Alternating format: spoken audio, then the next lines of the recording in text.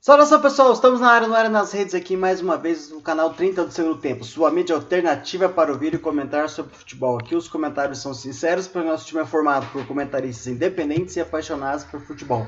Então se você é como nós, se inscreve no canal, dá like no vídeo, se puder divulgue conteúdo para os seus amigos, não te custa nada e nos ajuda aqui a dar relevância no YouTube e expandir o canal.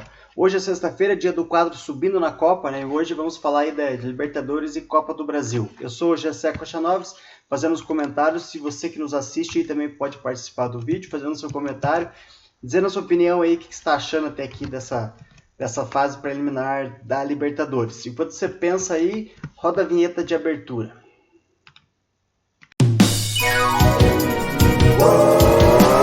30 do segundo tempo.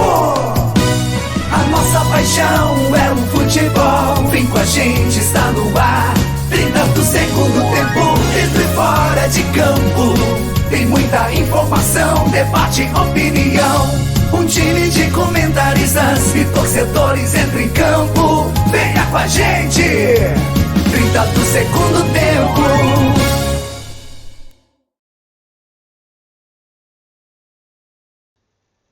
Bom, na minha opinião aqui, teve algumas surpresas aí, né? E teve muitas...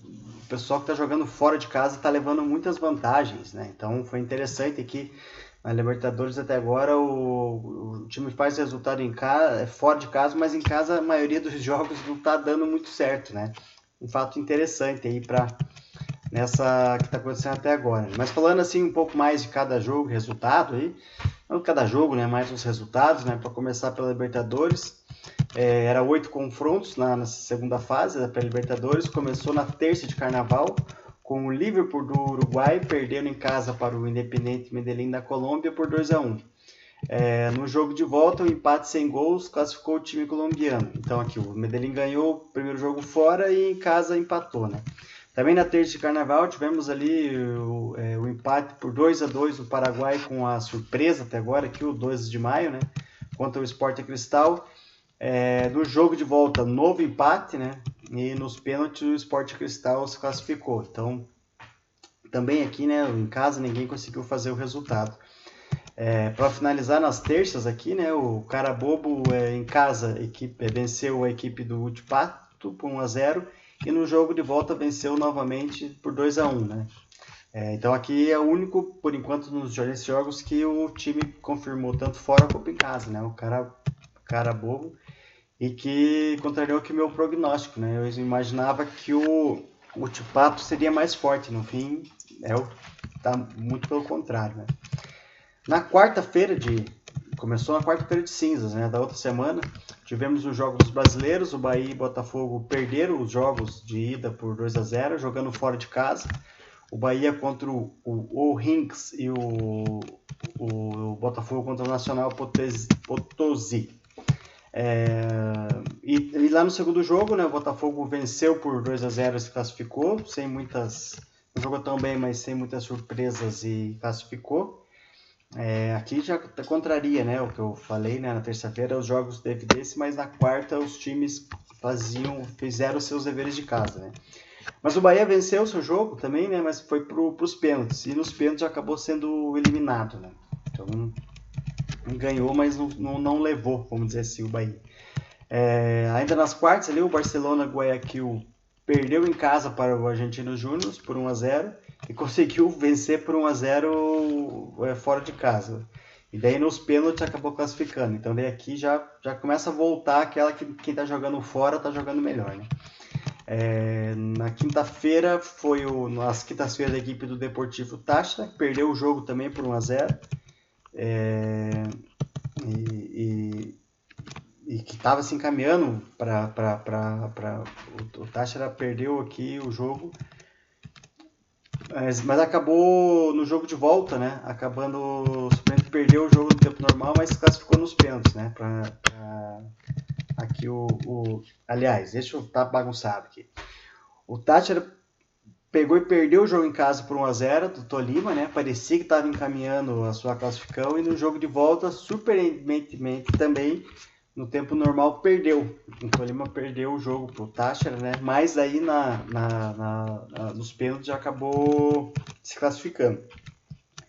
Daí teve o Juventude do Uruguai contra o Guarani do Paraguai, empataram o primeiro jogo de 0-0 e no segundo jogo parecia que por causa disso, né, teria vantagem e no fim acabou perdendo por 2-1. Então, tirando ali os jogos dos brasileiros que perderam fora e ganharam em casa, os restos aí, e o Carabobo que venceu os 2 jogos, o resto tudo teve, quem jogou em casa não foi tão bem, né? Então, mas para esse resultado, meus prognósticos dos 8 jogos acertei o Independiente Medellín, o Sport Cristal, o Barcelona, o Botafogo e o Tolima. E errei o Rinks frente ao Bahia, o Carabobo eliminou o Tipato e o Juventude venceu o Guarani. Então, acerto de 62%. Mas muito surpresa esses aí para mim, esses 3 aí que passaram. Agora a pré-Libertadores tem mais uma fase ainda, né? São 4 confrontos. Vai ser o Juventude do Uruguai contra o Independiente Medellín, o Tolima contra o World Hicks e o Sport Cristal Carabobo, e o Barcelona vai pegar o Botafogo.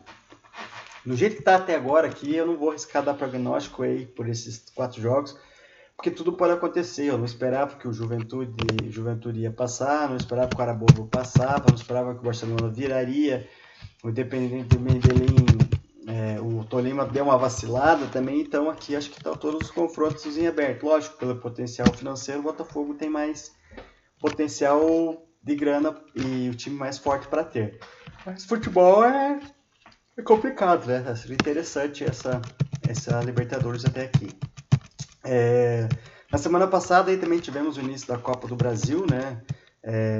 Nessa primeira fase ali, são jogos eliminatórios cada fase.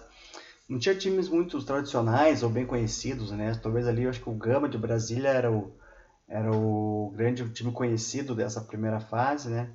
E os destaques ali também foram os times do Madureira e Sampaio Corrêa do Rio, que estão jogando a primeira divisão do estadual, assim como o Velo Clube de São Paulo, né? Então, como eu falei, jogaram a elite dos estaduais, né? Teve 16 jogos para classificar para essa outra fase, né? Destacar a eliminação do Sampaio Corrêa do Rio para a Desportiva nos pênaltis, né? A vitória por 3-0 do Madureira contra o Baré, e o Primavera de São Paulo venceu a Araguaiana do Tocantins, também por 3-0. Então destacar esses jogos aí pelo placar, que foi mais alto, os 3, e pelo Sampaio Corrêa ali, perder para um time, jogou a Série A do Carioca e teve esse problema aí, né?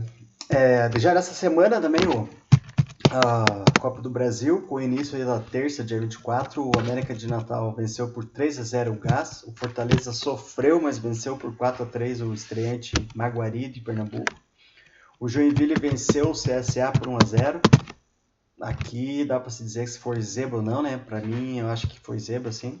Diz aí sua opinião no comentário, o que você acha que se esse jogo aqui do Joinville e CSA, com a derrota do CSA, é zebra ou não, né?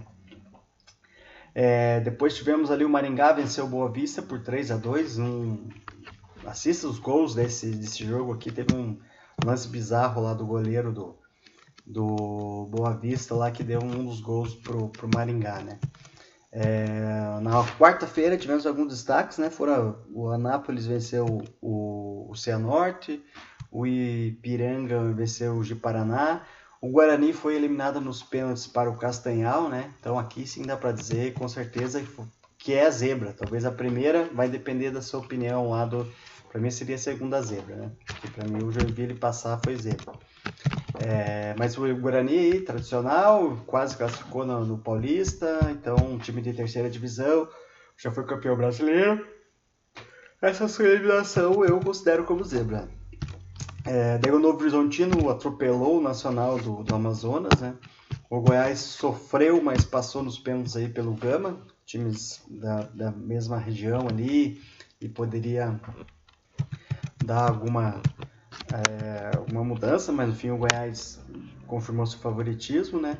E na quinta-feira, ontem, o Ceará venceu o Primavera, que também se destacar aqui, o Ceará é um time tradicionalismo, e a Portuguesa atropelou o Altos por 5-1, né? Então esse foi um apanhado aí de jogos da segunda fase da Copa do Brasil. Acho que está sendo interessante a forma da Copa do Brasil está tendo, com muitos times, assim, tô achando bem legal, eu gosto disso, que o Brasil é muito grande, né? Quem me acompanha sabe a minha opinião aqui sobre esse número de jogos, né? Como é subindo na Copa aqui, a gente tem essa questão de destacar aqui quem foi a surpresa e quem foi o fiasco, né? Então, vamos para encerrar aqui, como de costume, o destaque ou a surpresa da semana na Libertadores foi novamente ali o Juventude do Uruguai, vencendo lá o time do Guarani, um time tradicional do Paraguai, e sempre jogou aqui na Libertadores, então uma surpresa boa, né? Na Copa do Brasil, eu acho que ali uma grande surpresa foi a goleada a surpresa não, né? Vamos dizer o destaque, né? Foi a goleada da Portuguesa por 5-1. Fazer 5 gols não é sempre fácil. E o fiasco ou decepção, né? Vamos dizer assim, não sei se é fiasco ou decepção, talvez os dois. Mas na Libertadores o Bahia, com certeza, não ter passado por um time não é conhecido, pela força que tem todo o Bahia, ser eliminado para mim é uma decepção, um fiasco. E na Copa do Brasil, a eliminação do Guarani, que é aí a grande zebra até agora aqui da Copa do Brasil. Bom, é isso aí. Se você chegou até aqui, não se esqueça de dar o link do vídeo, fazer seu comentário aí, o que você achou das opiniões. E abraço, até segunda-feira aqui com Opinião é o Destaque, falando dos times paranaenses. Então tá, um abraço.